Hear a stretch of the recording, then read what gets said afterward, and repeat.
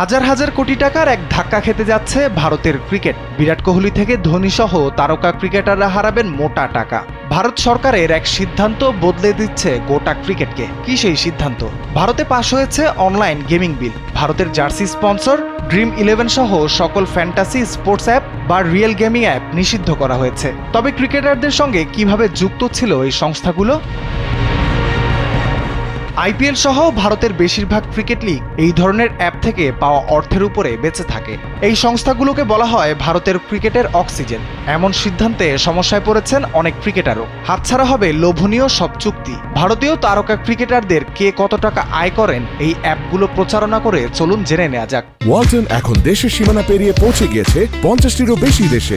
ওয়ালটন, ঘরে ঘরে, বিশ্বজুড়ে। রোহিত শর্মা, জাসপ্রীত বুমরা, কেএল রাহুল সহ অনেকেরই ড্রিম11-এর সঙ্গে চুক্তি রয়েছে।